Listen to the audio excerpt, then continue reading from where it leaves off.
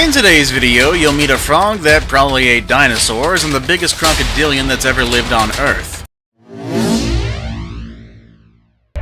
Carbonemus. Nowadays, when a turtle meets a crocodile, it's always the turtle that ends up being the meal. But millions of years ago, it was pretty much the other way around. Not because crocodilians were much smaller back then, oh no. It's just that there was a turtle that was much bigger. You see, after the extinction of the dinos, a huge gap was left at the top of the food chain. And in order to fill that gap, the surviving animals had to evolve, growing much larger and developing a taste for meat. Hence, the Carbonemus came about, a large predatory turtle that lived in swamps and lakes 60 million years ago in what is now Colombia. This massive turtle was thought to have grown to over 3 meters long. Examining its fossilized skull revealed that it had a pretty strong bite force and was likely a carnivore.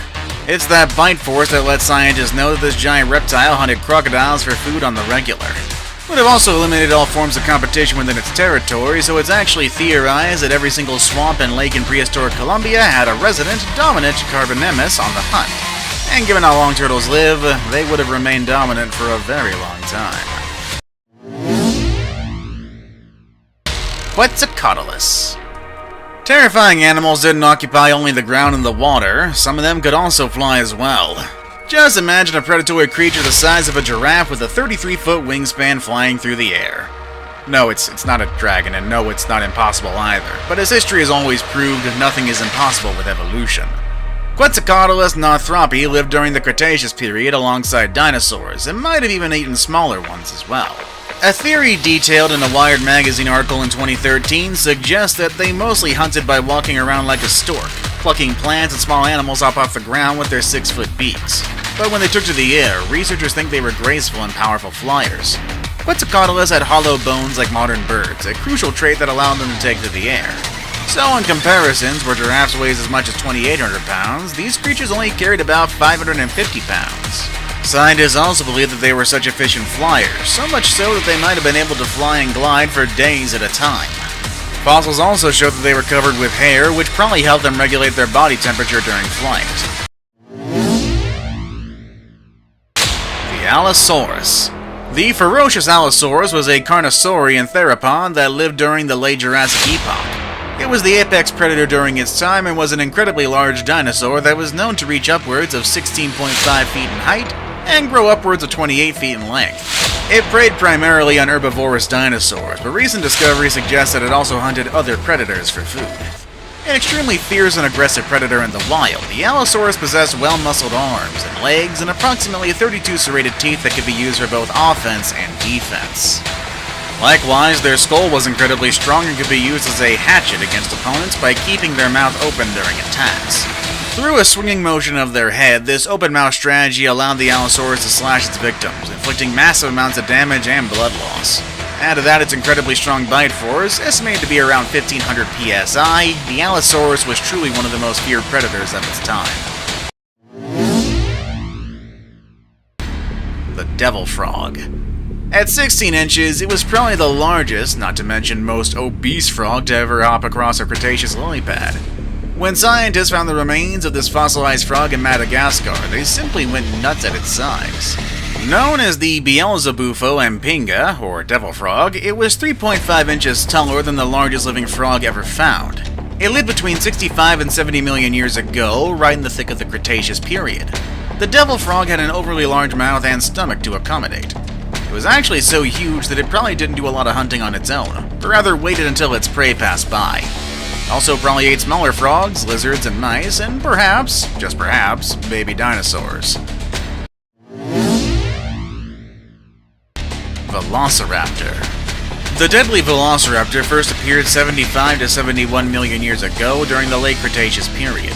Living primarily in modern-day China and Mongolia, the Velociraptor was a relatively small dinosaur that was both bipedal and feathered in its appearance. Some of the most notable features for this species included a large sickle-shaped claw on each hindfoot, along with an elongated skull, upturned snout, and a short body. On average, most specimens reach an overall size of 43.5 pounds of maturity, with an average height of 1 foot 7 inches. So, they're more like a butterball turkey and less like they seem in Jurassic Park. Which is more than likely a Utah raptor, actually. Considered a nocturnal species by most researchers, the velociraptor is believed to have hunted in packs as a number of fossilized remains have indicated this sort of behavior. Although it was an incredibly small dinosaur for its time, the velociraptor was an incredibly dangerous and deadly animal due to its large sickle-shaped talons that adorned the second toe of its feet. Combined with their hand-like appendages that possessed 3 curved claws as well, these razor-sharp talons were capable of easily slashing and holding prey. It also easily dispatched and devour its prey with the aid of its 26 to 30 sharp teeth and its bite force of 1,000 psi. Leviathan. In today's oceans, killer whales hunt other species of whales, working in packs to take down their much bigger prey and generally being jerks. But living whales have it easy. Those that swam off the coast of Peru around 12 million years ago were hunted by a far bigger predator, a recently discovered animal with a very appropriate name, Leviathan. At 60 feet in length, it was no bigger than the modern sperm whale, but it was clearly far more formidable. Leviathan's mouth was full and huge of teeth, and the largest of which were a foot long and around 4 inches wide.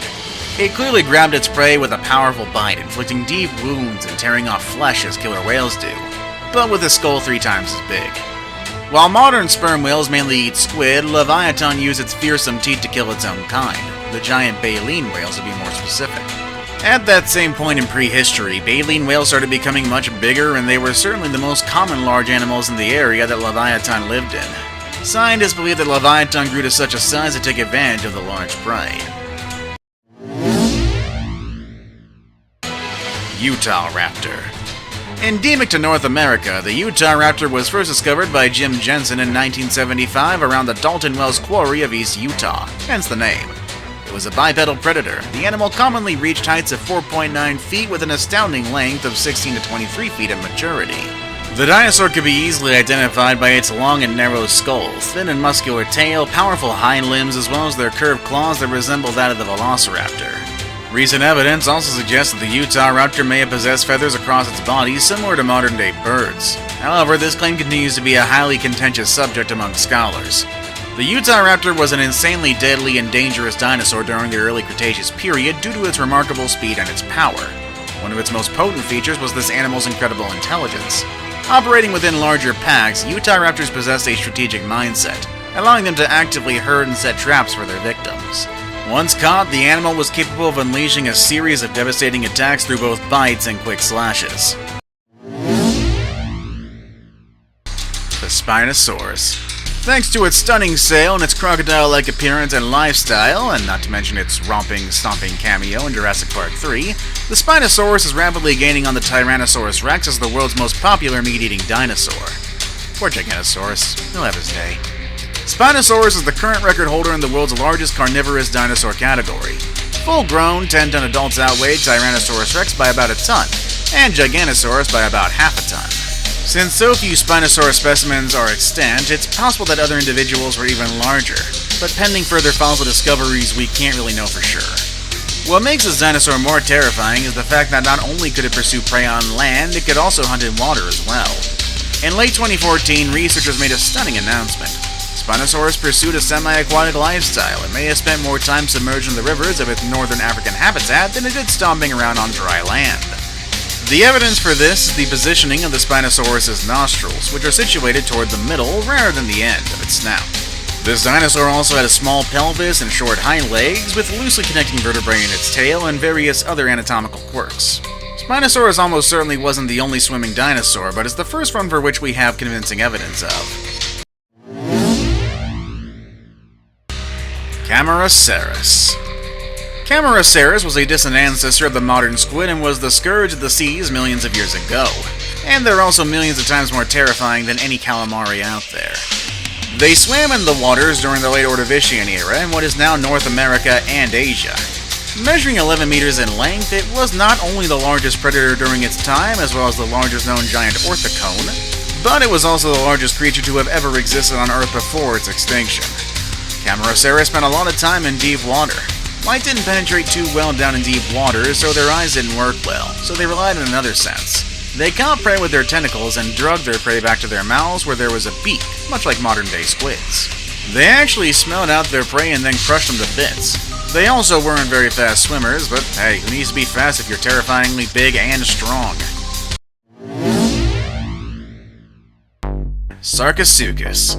The name Sarcosuchus is Greek for flesh crocodile, but that name apparently wasn't impressive enough for the producers at National Geographic. In 2001, this cable channel gave the title Super Croc on its hour-long documentary about Sarcosuchus, a name that has since stuck in the popular imagination, and one we still use to this day.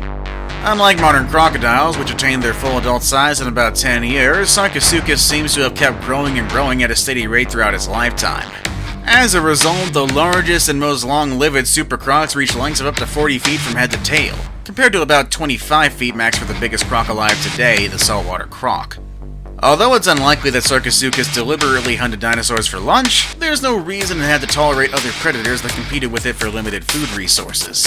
A full-grown super croc would have been more than capable of breaking the neck of a large theropod, such as, say, the contemporary fish-eating Spinosaurus, which as you may well know was the biggest meat eater around. See you all next time!